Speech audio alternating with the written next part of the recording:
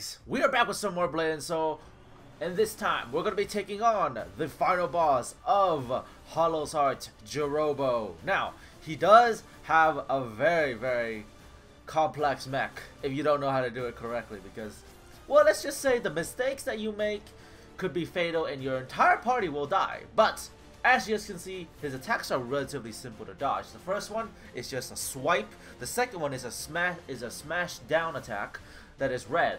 Now, if you get hit by that attack, you will get knocked back. And if you get knocked back, he will say the words, "Time for mercy has ended." And he will pull you, and things will not be good. But then his next attack will be like this half pizza or half pie attack, where he like destroys one of the side of the playing field, and he will do the same thing to the other side. Then he's gonna do these inner outer explosion, and then all you're gonna do is just iframe it.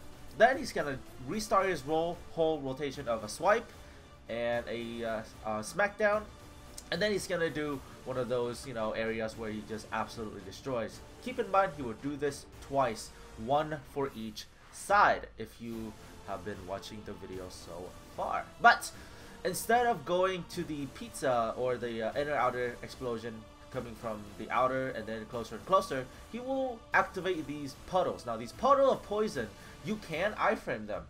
However, if you still iframe them, you will still get one stack of poison. This poison is very strong if you're able, if you get caught by them. Not able, if you get caught by them, it's not good. So avoid them at all costs, okay?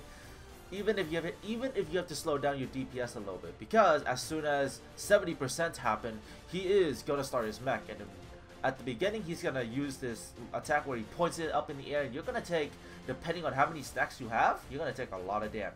Alright, so yeah. So what you guys just saw there is me absorbing the two flowers. This is the video where we cover near mark. The near mark, all you gotta do is absorb the two flowers, and then you're just gonna wait for the flowers to appear, because at 70% it is random. Alright, 70% it is random. It could be on any of the seashells, or most players call it oysters. If you are near mark, you will be in front of the flower. If you are far mark, you are behind. Yeah, you are behind the flower. So as you can see there, I pull successfully, and the far mark is the one that's determining the safe zone. The far mark will have to be behind the flower, and the safe zone is always the opposite of the far mark. So if the far mark did it correctly, the safe zone should be the near mark, which that's what I am, and we successfully took both of the flowers. Everybody is safe, nobody is dying. I like it. Alright, so as soon as that happens, you are able to pass the first phase, which is relatively easy to pass. The first phase is where most parties do relatively well. Like, relatively well, most parties do quite well on those. But it is the 40%.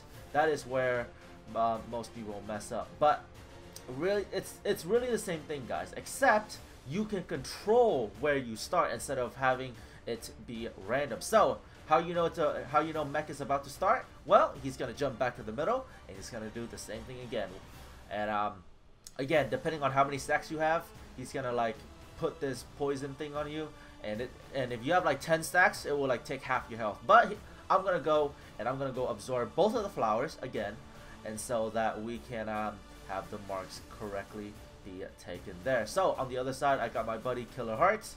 He's gonna do the far mark, and then I'm gonna cyclone into the red, the red part, so that we don't, we don't get affected by it. All right. So Killer Hearts is getting into position. You guys can see it over there, and I'm gonna get into position right now. All right. So he's in position. He is the far mark. If the far mark is determining where the safe zone is, which is opposite, which is my side. All right, my side is safe, and now Killer Hearts is gonna go. He's gonna absorb the flower on the other side, so that we can be on the safe side and nobody dies. All right, so same thing. All right, same thing. If you want to take the other 2 flowers, you do exactly the same thing, except this time you have to get into position really fast, alright? Really fast, so that the farm arc can get into place. And, well, the farm arc needs to get into place before the near mark, or else it'll mess it up. But Killer Hearts is able to pull it off, and it's relatively easy. Hopefully you guys are understanding what I'm saying, right? So if you're able to pass this part right here, it is easy. It is easy from here on out. Like this, that's where everybody dies, all right? Because of the you know, people not taking the flowers, and so people die. This attack right here, of course, you can. It's just 3 AOE, which HM block is more than enough to handle. And that's basically it.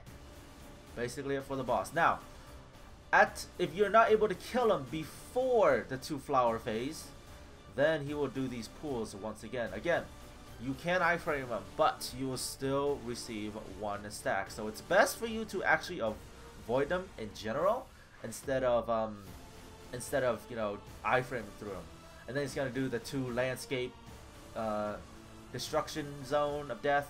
If you get hit by them, you will get a stack and also get knocked down, which is not fun in any way, shape, or form. And then he's gonna do one more thing. Alright, he's gonna do one more thing. This is the pizza phase. Now, if you get caught in this pizza, the first hit will probably hit you down to about 20% health. If you get hit twice by it, it is gone. You are dead on the second phase. Alright, on the second hit of this pizza. You are dead. Alright, so be sure to avoid them at all costs. But since we have really good DPS, we're able to take Jurupo down before he even does his massive explosion. So that is it for the boss right there. He's really easy. Well, I wouldn't say it's really easy. I would say his mechanics are around a medium difficulty. But if you don't know them, they could be extremely frustrating and extremely aggravating to do. But as you guys can see there, the guide will should give you a good idea on how to do it. And that's basically it for the boss. Now, there's one more thing that I did not mention about Jurupo. If your party fails on the second phase, you can cheese it by using a res charm. But make sure everybody gets up at the right time. So timing is the perfect. You need to time it perfectly so that when everybody gets up, from the boss, nobody will die. Okay, nobody will die, and everybody will be sunshine and all that good stuff. But remember, you still have to dodge the pizza. The pizza is the hardest. It is literally the hardest part of the dungeon. But that's it, guys. Thank you guys for watching. You guys are freaking awesome, and thank you guys for tuning in for both parts of the video, if you did watch both of the parts. So yeah, guys, the last boss is really it's a really short fight. If you have relatively high DPS, the AP that I recommend for this is around 1,100 to 1,150. That's my personal recommendation, and that's what most people in F8 recommend as well. But I have cleared it with party with 1,050 AP. But with that being said, guys, thank you guys for watching. You guys are awesome, and I'll see you guys next time on Blade and Soul. See you guys then.